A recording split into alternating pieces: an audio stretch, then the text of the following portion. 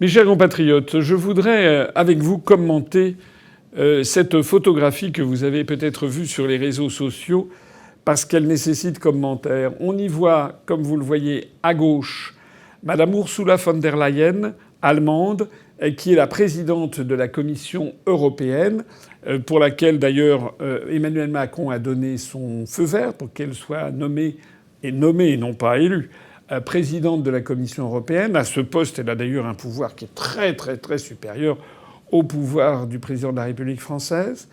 Et on la voit, elle est quasiment enlacée avec M. Albert Bourla, que l'on voit donc à droite sur la photo, et qui est de formation vétérinaire, c'est des choses qui ne s'inventent pas, et qui est le président de Pfizer, et dont on a beaucoup parlé notamment puisqu'il est à la pointe de l'affaire du vaccin Pfizer Comirnaty contre la Covid-19. Alors, on pourrait commenter ceci de plusieurs façons. La première, c'est d'abord de faire remarquer que tout ceci se fait pour la remise d'une décoration d'un prix, je ne sais pas quoi, d'excellence extraordinaire au président de Pfizer. Ça se situe à New York, aux États-Unis d'Amérique, et ça se situe dans une soirée mondaine organisée par l'Atlantic Council, sur lequel je vais revenir dans un instant. On remarquera au passage que tout ceci fait quand même très riche. On a l'impression d'une soirée à l'opéra. On voit d'ailleurs au passage que Mme von der Leyen est enlacée par M. Bourla dans des conditions qui donnent à penser qu'il ne respecte quand même pas beaucoup la distanciation sociale que, par ailleurs, il recommande au bas peuple de suivre. Ils n'ont même pas de masque. Ça, c'est un premier point. Le deuxième point, c'est que cette récompense qui a été donnée à M. Bourla, le récompense évidemment pour le vaccin, et ceci est porté sur les fonds baptismaux par l'Atlantic Council. Alors qu'est-ce que c'est que l'Atlantic Council? Renseignez-vous, vous trouverez toutes ces informations soit sur Wikipédia, soit, comme je les ai trouvées, en allant directement sur le site de l'Atlantic Council, du Conseil Atlantique. En fait, il s'agit d'une de ces institutions qui est dans l'entourage de l'organisation du traité de l'Atlantique Nord, de l'OTAN. Alors ça ne fait pas partie intégrante de l'OTAN. Disons que c'est une institution qui favorise la reconnaissance du rôle de l'OTAN, qui développe des liens les uns à des pays les uns avec les autres. Il y a 37 pays qui sont dans cet Atlantic Council. D'ailleurs, chose assez étonnante, la France n'y est pas. Dans cet Atlantic Council, en revanche, vous avez des institutions venant d'autres pays, notamment, je pense, à l'Albanie, par exemple, que j'ai vu. Mais je voudrais attirer votre attention sur les financiers de cet Atlantic Council, dont on voit bien qu'il est suffisamment puissant pour faire venir à New York, sous les sunlights, la présidente de la Commission européenne, d'un côté, le président du laboratoire Pfizer de l'autre. Et regardez avec moi quelques-uns des financiers en 2020 de cet Atlantic Council. On voit parmi les contributeurs qui ont donné plus de 1 million de dollars au cours de l'année 2020, apparaît en tête une certaine Adrienne Arsht, qui en fait est une milliardaire américaine et qui a notamment financé la subdivision de cet Atlantic Council pour l'Amérique du Sud. On y voit ensuite le British Foreign Commonwealth and Development Office, c'est-à-dire le ministère des Affaires étrangères britannique, puis Facebook, puis donc Facebook, c'est-à-dire les GAFAM, puis Goldman Sachs, donc la très grande banque américaine, la grande banque d'affaires, puis Baha Hariri, qui se trouve être le fils de Rafik Hariri, l'ancien ami de Chirac, ancien Premier ministre du Liban, qui est mort dans un attentat. Et ce Baha Hariri est le frère de Saïd Hariri, qui a été lui-même Premier ministre du Liban. On va y trouver également la Rockefeller Foundation, donc une fondation de milliardaires américains, et puis également l'ambassade des Émirats arabes unis aux États-Unis. Si on descend un petit peu, on va voir que pour les contributeurs qui ont donné au cours de l'année 2020 entre 500 000 et 999 999 $. On va y trouver notamment, alors je ne dis pas tout le monde, mais en particulier Google, donc les GAFAM sont bien là. On y trouve également le département d'État des États-Unis d'Amérique, c'est-à-dire le ministère américain des Affaires étrangères. Vous voyez donc bien que le ministère américain des Affaires étrangères, entre autres, a donc financé une organisation qui a fait en sorte que la présidente de la Commission européenne soit sous la houlette d'une association liée à l'OTAN pour couronner d'un prix prestigieux le président de Pfizer et du vaccin Pfizer contre la Covid-19. Si on descend encore la liste des donateurs, on trouve quelques surprises. Par exemple, on va trouver la compagnie pétrolière nationale de Abu Dhabi. On va y trouver également Airbus dont je rappelle que maintenant la France y est quasiment dominée par l'Allemagne. Amazon, on va y trouver également Çelik Holding, qui est une holding turque. On y voit Chevron, qui est une grande entreprise américaine de pétrolière. On y voit également le ministère des Affaires étrangères de la République d'Estonie, c'est-à-dire un pays balte. Vous voyez que ce ministère est quand même très haut sur la liste des donateurs. Je rappelle d'ailleurs qu'en Estonie, il y a des bases de l'OTAN qui menacent la Russie.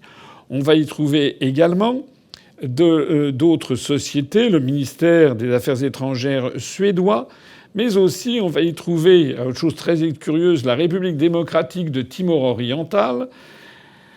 Et puis ensuite on continue de descendre et j'en arrive à cette chose assez curieuse, Richard Attias et Associates.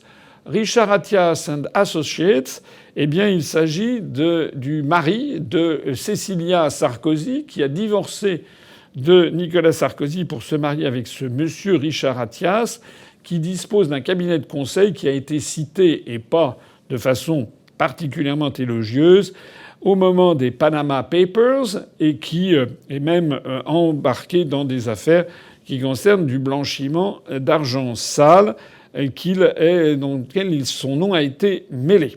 On y voit également la Banque des États-Unis. On y voit Blackstone Charitable Foundation. Blackstone, je rappelle que c'est un des organismes qui gravitent autour du fonds BlackRock. On y voit également, plus loin, la délégation de l'Union européenne aux États-Unis d'Amérique. Donc l'Union européenne, les fonds versés par les peuples de l'Union européenne et en particulier par les Français, vous serez ravis d'apprendre que ça sert à financer ce genre d'agape à New York sous la houlette de l'OTAN. On y voit le ministère des Affaires étrangères d'Allemagne, la Fondation pour le futur de la Russie, dont il est peu nécessaire d'attirer l'attention sur le fait que ça n'est pas une fondation particulièrement favorable à Vladimir Poutine. On y voit l'ambassade du Japon aux États-Unis. On y voit la JP Morgan Chase Foundation, c'est encore une grande banque. La Korea Foundation. On y trouve aussi Northrop Grumman Corporation, c'est-à-dire un des grands fabricants d'armement américains, comme d'ailleurs on va le retrouver plus bas. On trouve aussi le ministère de la Défense de Norvège, l'Open Society Policy Center. Je rappelle que l'Open Society, ce sont les associations de George Soros. On y trouve également Raytheon Technologies, c'est-à-dire, encore une fois, une société du complexe militaro-industriel américain. On y voit la Taipei Economic and Cultural Representative Office, c'est-à-dire l'ambassade officieuse de Taïwan aux États-Unis d'Amérique. Alors, ça veut donc dire que nous sommes bien face à un consortium, à une structure qui est orientée contre la Russie, on l'a vu, et contre la Chine. On y voit le groupe français Thales, qui a jugé certainement nécessaire de verser son obole, une obole quand même d'une centaine de milliers de dollars, à cette association pour faire plaisir à l'OTAN. On y voit le ministère de la Défense des États-Unis d'Amérique, le ministère de l'Énergie des États-Unis d'Amérique. On y voit des très grands groupes américains comme par exemple General Electric. On y voit l'ambassade de la République de Corée aux États-Unis. On y découvre le ministère de la Défense nationale de la Lituanie, donc encore une fois ces pays baltes, qui sont totalement dans la main de l'OTAN et des États-Unis. On y voit également Lockheed Martin Corporation, c'est-à-dire l'entreprise qui fabrique les chasseurs américains, les F-18. On y voit le National Endowment for Democracy, la NED, dont vous savez que c'est l'un des faux-nés de la CIA.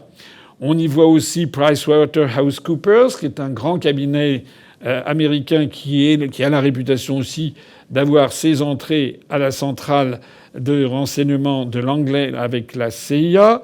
On y voit Thomson, on y voit United Parcel Service, on y voit la Chambre de commerce américaine.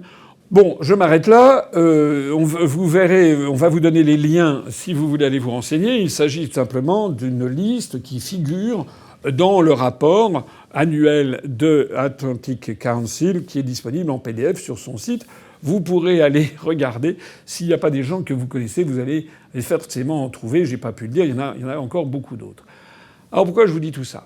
Je vous dis tout ça parce que je voudrais revenir sur quelque chose que j'entends ici ou là, notamment chez les candidats souverainistes, entre guillemets, qui sont tous là à se donner des leçons de courage en disant « Moi, je veux sortir la France du commandement militaire intégré de l'OTAN. » Mais en revanche, hors de question de sortir de l'OTAN. Et hors de question de sortir de l'Union européenne.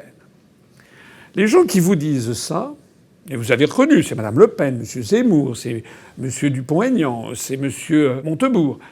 Les personnes qui vous disent ça, soit ne connaissent pas du tout ce dont elles parlent, soit vous mentent délibérément. Parce que on ne peut pas vouloir une chose et son contraire.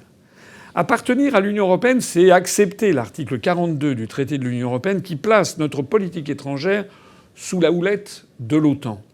Appartenir à l'OTAN, c'est appartenir à un cercle de tous ces liens que vous voyez ici qui débordent très très très largement la question simplement militaire et géopolitique.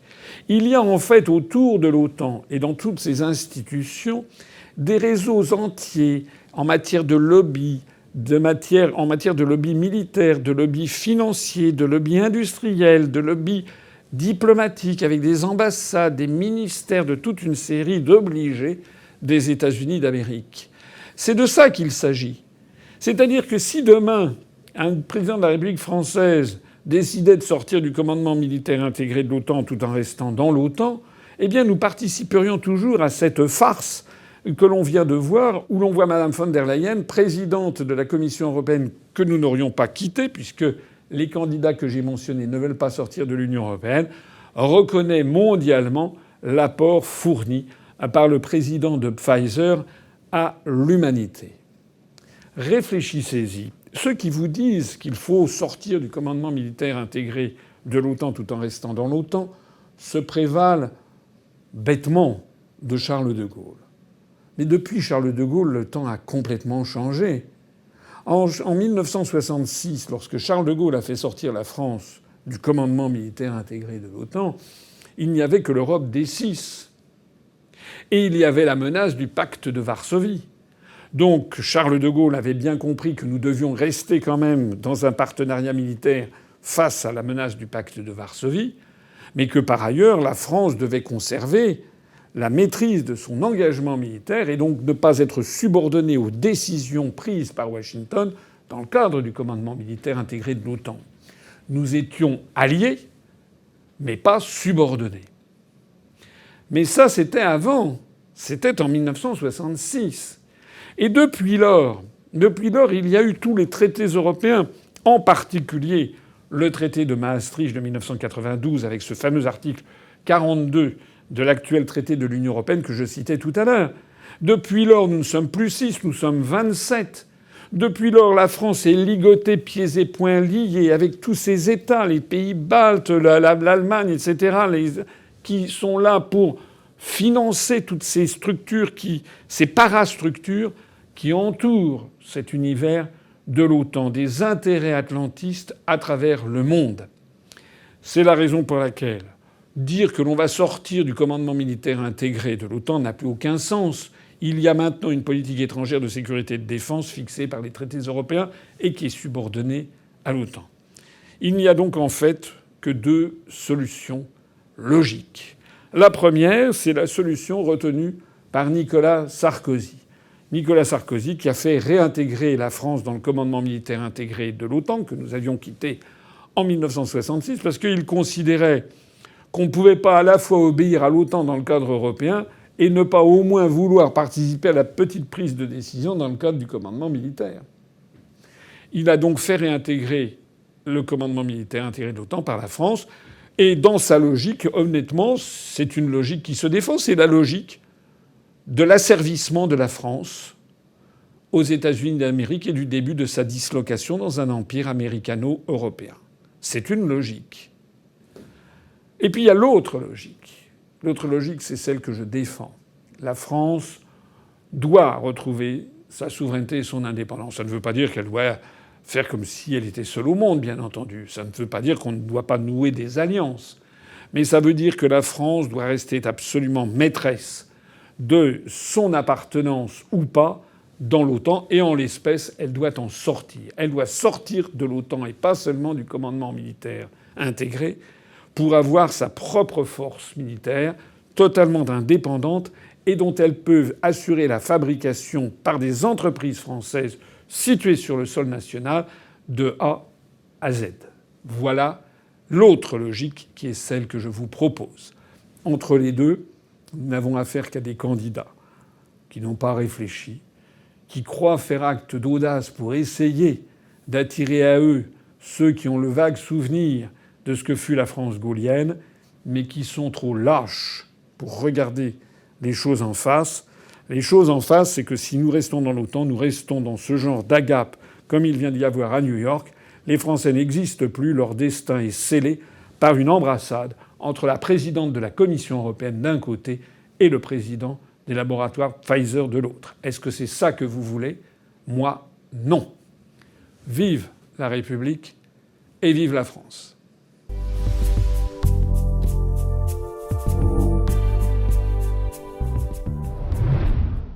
Bon, vous avez compris, Asselineau 2022, c'est parti.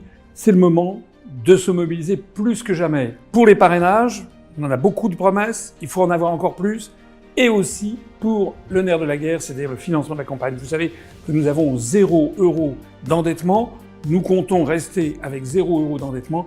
Donc il vous appartient de participer. On a besoin d'argent, je le dis carrément comme tout le monde. On a besoin d'argent pour financer l'élection présidentielle et pour financer les élections législatives. Voilà, on a mis un compteur. Maintenant, c'est à vous de jouer. Vous savez que vos sommes sont déductibles à 2/3 de l'impôt sur le revenu que vous acquittez si vous en payez un. Merci d'y songer. Il s'agit de la France. À bientôt.